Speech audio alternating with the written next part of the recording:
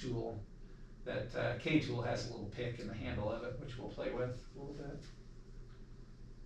There, not the K tool, the Rex tool. We don't have a K tool. A tool is the same thing as our Rex tool.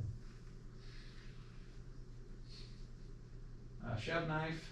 I need a notch ours, but sitting on the captain's doghouse of the truck, we made a shove knife that you can just hop out and grab if you need it. Like if we go to 1203 college or something like that. You just use that to grab that latch and depress it. And most of those door jambs are so loose anyway that you can get in there without really prying. Forcing padlocks, break the hasp.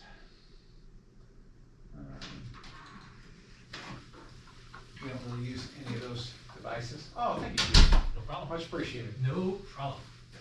Alright, went through that. How can various tools be used to force entry through doors and padlocks? Obviously, we're going to pry, we're going to break, we're going to cut.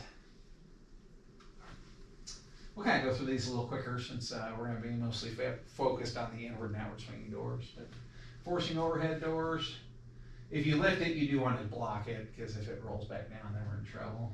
There was a call at the storage units out there on 69 where they were cutting with the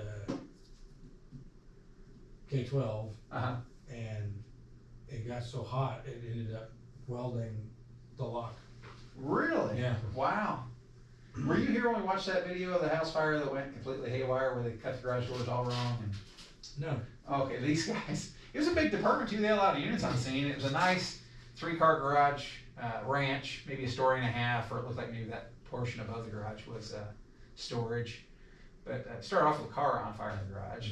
Obviously, that's what's happening. The doors are down. They jackass around forever to get masked up, and they finally make entry through the house. But it looks like they never start putting water on it for some reason. And then 2 of them with saws decide they're going to cut the 2-car garage door. One starts cutting some messed up little triangle thing, the other one's cutting something else, and then they end up with the middle of the garage door still there. It's just an utter disaster. They end up burning the thing about to the ground. Because then they get the 3rd-car garage involved, and all the cars are burning. But yeah, so if we're going to do a garage door, the easiest way, that V stuff's just stupid because then you end up with a little bitty hole. But if that's our garage door, we're just going to start and we're going to do 2 cuts. We're going to cut across all the way. And so say your garage door has the panels.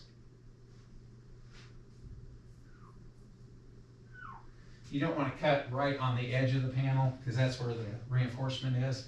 So a couple inches above, and you don't want to go too high because that bracket for the door opener's there. You don't have to cut through that. So you're going to cut across, and then you're going to cut down, and you're just going to peel off.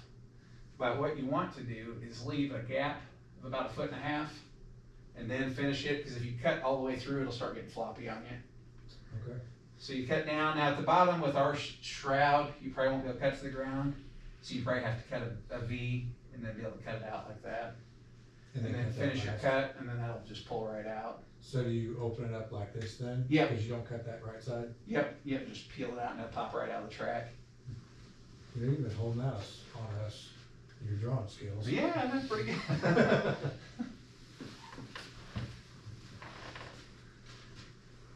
Alright, block all overhead doors, prevent injury. Forcing fire doors, they're just a little bit more solid, of course, because they're fire doors, so they're ready to stand up to heat longer. I watched an interesting video the other day. It showed a regular hollow core interior door that you see at Lowe's.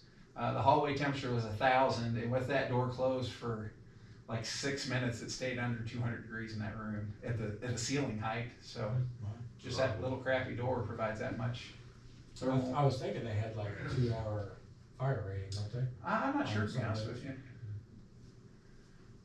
Forcing fire doors like any other door. Same way you cut them. Because normally you're not going to pry them open very easily, and they're pretty heavy. How should we treat fire doors during forcible entry? Just like every other door. Any questions on that? I think the garage door is going to be our most often thing. Just, Yeah, I haven't like I say, heard go that big, before, don't go with a little cut. They used to teach you to do that upside down triangle for some stupid ass reason. Would you want to do about the same thing on, like, say, the roll-up doors at the warehouses? Yep. Across to. Yep. Now some will do, I've never seen, I've not had enough experience with them, but those security doors, there's two different, if they're riveted, they won't work, but if they're just slid in from the side, you can make just a vertical cut, pry, and then they'll slide out. You don't even have to do a horizontal cut, but by the time you figure that out, you can make your horizontal cut anyway, Yeah. I think, but. Well, honestly, that cut's probably gonna be easier to make anyway, Yeah, cause you're gonna have like thin metal, nothing behind it. Yeah, it should Easy zip cut. right This through. cut will take a little bit longer maybe, mm-hmm. you got more to go through. Yeah, it'd be nice if we got a prop for that. It'd be easy to build. I saw the side, it was just two pieces of, two supports with the channel on each side, and they just plop any side doors in it. I actually got a request in to try to get some doors from the garage door guys, so we'll Oh, see. that'd be great. I just talked to him about it yesterday, so we'll see if they can do that. I still need to measure those, store windows that I have out there by the dumpster to make a prop. So we can go through actual windows of the tower. Yeah.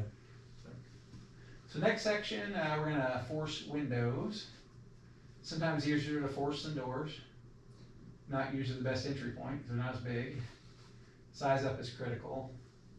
Forcing the wrong window, of course you don't want to force a window because that flow path is going to be pretty important, you know, if you're adjacent to the fire, across from the fire. Breaking window glass slows entry while clearing glass, creates more hazards. Change flow path can't be undone. When using pipe pole to break a window, position yourself upwind and higher than the window, so falling glass won't slide down the handle into your coat. Dispatch go. Wire glass, of Over course, out just delivery. harder to break than other Rescue glass. 3, that's 1 beat, 947. You know, I was reading an article the other day that said a lot of the cars are using the safety glass on the side windows now too. So if you go to punch one and it doesn't come out, that's what they're doing. Because I guess they can use that as part of their structural strength, so they can change the rating and have different support that way. Breaking window glass, safety film, a lot of the times in commercial structure schools, it will keep the shards from falling, so you just have to work to knock the whole thing out, or you may have to cut it. Fixed windows, like we see those a lot in peak out basements. You're probably just gonna have to bust them all the way out. They won't break very easily. Bumper 3 is available. Single hung, bottom panel moves. Of course, double hung both move. Casement windows crank out. They're a little harder to force. Sliding windows, just like a window on its side. Awning type windows, they're problematic because you have all those separate panes to deal with. Jelloes, we don't see those very much anymore, or the projecting, those were in a lot of the older commercial. Horizontal pivot, vertical pivot. Gonna skip through this. So what types of windows are common in our jurisdiction? So just normal double hung. Just normal, single, and double hung. A lot of sliding patio door type of windows. Yeah, a lot of these houses down here in this district have the old style windows with the old glass and, And wood frame. yeah, wood Probably frame. a single pane too, right? Mhm. That house we were on, that gas leak over by Jewel the other day had, you know, you could see all the distortions in the glass, and it's kinda neat that it survived that long. Right. It doesn't really change our entry any, it's gonna go just like another one. Any questions on windows? I know we kinda buzzed right through that, we're gonna kinda go kinda quick through the rest of this.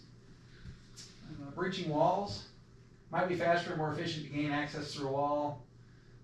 Like DJ gives the example sometimes of apartment buildings.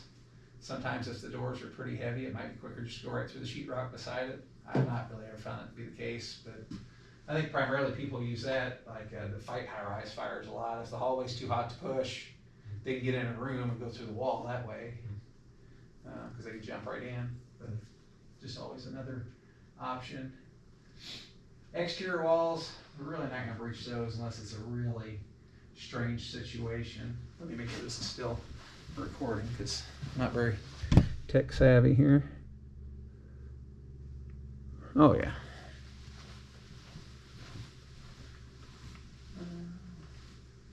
breaching exterior wood frame, we're gonna skip through this because we're not gonna be doing that. Rescue 3 Unless it's dispatch. really odd.